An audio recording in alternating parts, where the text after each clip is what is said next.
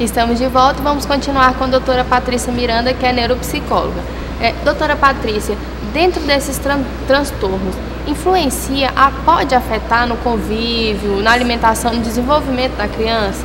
Com certeza, ela influencia em todas essas áreas, né? Na alimentação, tanto pode ter um peso excessivo, né? Aquela onde a criança ela se descontrola, ela come compulsivamente, né? Que é essa ansiedade compulsiva, como pode ter o efeito contrário, da criança não conseguir se alimentar e muitas vezes quando se alimenta, de ter náusea, vômito, diarreia, né? Ter rejeição e aí criar realmente um bloqueio, né? Nessa alimentação. Assim como acontece com os distúrbios do sono. Pessoas que dormem demais, porque perdem o ânimo, né? Porque assim, como a gente falou, a ansiedade ela é normal porque ela é um alerta do organismo. Mas quando ela chega num ponto estressor tão grande, ela relaxa o organismo. Então é ali onde a pessoa perde o estímulo, perde a vontade, né? Ela fica naquela paralisação, ela paralisa o indivíduo. Então quando ela chega nesse estágio de paralisar o indivíduo das suas atividades, do seu cotidiano, né? A criança não ter, por exemplo, a vontade de sair para brincar com os amiguinhos, não ter o pique, né? Porque qualquer coisa pode gerar essa ansiedade. Então às vezes é uma fantasia que a criança tem, às vezes é mesmo algo que aconteceu, por exemplo, a criança em uma determinada situação presenciou um assalto, digamos assim. Então, todas as vezes que ela passar por aquele local, ou que ela vai perceber, ela vai recordar e isso vai gerar uma ansiedade e ela vai sempre estar achando que isso vai acontecer de novo ou que vai acontecer com ela. Então, ela evita de sair para que não passe por aquilo ali, né? E aí pode causar insônia, a criança pode perder o sono, porque quando ela deita, algumas vezes ela tem pesadelo ou sonha com essas situações que causam esse medo, essa ansiedade, então ela termina não dormindo ou o sono excessivo, como eu falei. Então, de que forma que vai influenciar no desenvolvimento da criança? No todo, né? Ela pode perder o apetite ou ter um apetite excessivo, pode perder o sono ou ter sono em excesso, ela pode querer não brincar, como também prejudica na escola no fator de aprendizagem, no desenvolvimento, como a gente comentou, né? E algumas crianças podem até ter comportamentos fora do contexto, que seria fora do esperado. Podem ficar mais agressivas, podem chorar com muita facilidade, podem ficar mais introspectivas, mais fechadas, aquela criança que se isola. Então, assim, vai influenciar de uma maneira geral, sim, a vida da criança. E na vida social, o convívio, né? No dia a dia com as pessoas, influencia como? Influencia nessa condição da criança fugir um pouco desse social, né? Com esse medo, com essa ansiedade, né? E também quando a criança não tem o suporte e o apoio, tanto profissional quanto familiar. É extremamente importante a família estar envolvida, né? Nessa situação da criança, né? Não tratar isso como uma coisa de criança, uma coisa que é normal, não dá o devido valor. Normalmente, quando a criança dá esses sinais, ela realmente está sentindo algo. Em algumas situações, realmente a criança pode estar usando isso como uma chantagem emocional, mas alguma coisa, mas exatamente para ter um ganho. Mas os pais precisam prestar atenção se esses sinais são repetitivos, buscar saber na escola como que está a criança, né? Se aquele comportamento é só em casa ou é na escola também. Então, assim, se esse comportamento está se repetindo, tem que ficar alerta. Então, assim, no convívio social, os pais, as pessoas que estão mais próximas e até a escola mesmo, que são os melhores termômetros para fazer com que a gente perceba, né, como que está essa ansiedade e a criança, digamos assim, fazendo um paralelo, né? Sim. Quem é que está maior que quem? Né? A gente não pode deixar a ansiedade ser maior do que a vida da criança.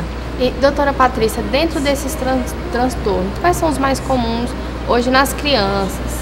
A criança hoje, né, os mais comuns que a gente atende é o transtorno de ansiedade generalizado, que seria esse mesmo da criança começar com alguma situação estressora ou com alguma fantasia e deixar que isso fique maior que ela.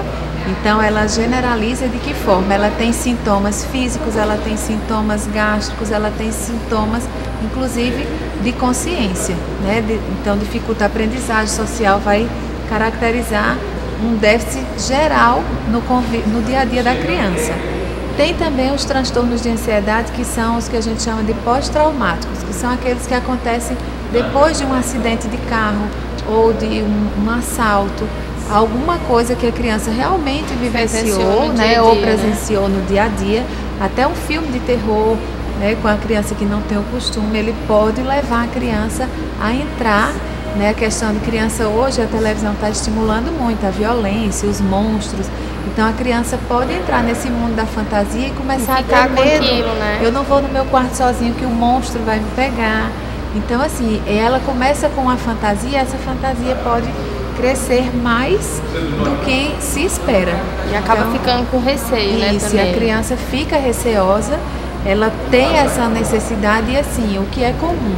Quando os pais não dão a atenção que a criança quer, muitas vezes elas começam a camuflar os sintomas, e aí é onde os pais muitas vezes não percebem, a escola não percebe, e quando vão perceber já está um pouquinho mais tarde, já é mais difícil, o tratamento já é mais complexo.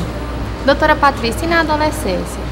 Na adolescência já é uma fase mais complexa, né, que já tem as próprias diferenças da idade, onde às vezes fica mais difícil se perceber o transtorno de ansiedade.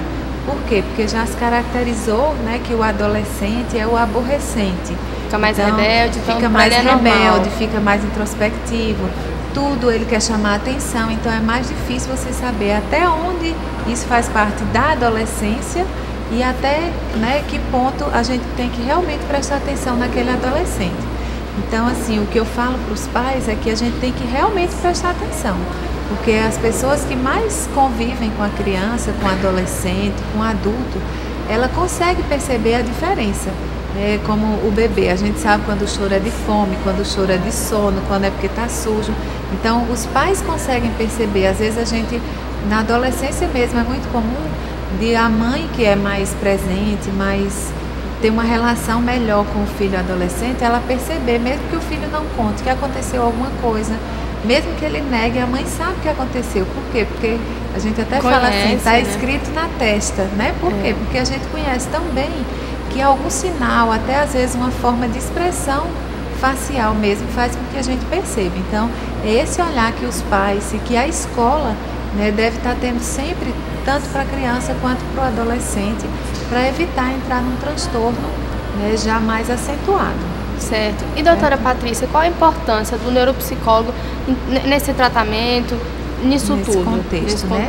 O neuropsicólogo ele vai trabalhar de forma multidisciplinar, né, junto com o médico, junto com o especialista que está acompanhando, fazendo uma avaliação de que aonde é que está sendo mais atingido no indivíduo essa ansiedade, o que é que está causando maior dano na vida do indivíduo a ansiedade.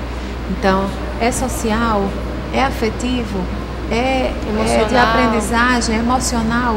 Então, esses sintomas, eles vão formar o que a gente chama de quebra-cabeça para que a gente consiga descobrir a causa e dê um encaminhamento mais coerente, né? O neuropsicólogo ele trabalha principalmente na avaliação com as funções cognitivas, que seriam as funções mentais mesmo, de atenção, aprendizagem, percepção, consciência, concentração, do humor, da personalidade. Então, esse conjunto que é o ser humano, né, essas funções todas que a gente desempenha, o neuropsicólogo ele vai avaliar como é que elas estão, até que ponto a ansiedade está influenciando ou atrapalhando elas e dar o encaminhamento, né, terapêutico ou o encaminhamento para um outro especialista ou de repente até para alguma atividade específica como a yoga, né, como a caminhada.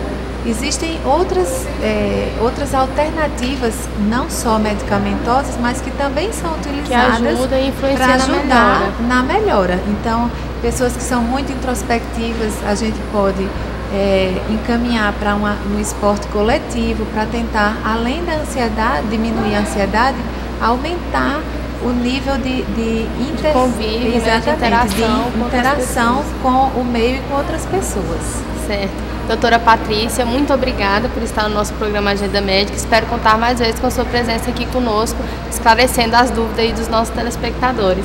Obrigada também, Maiara. Estamos à disposição. Obrigada. E agora vamos para as nossas dicas de saúde. Não saia daí que eu volto em seguida.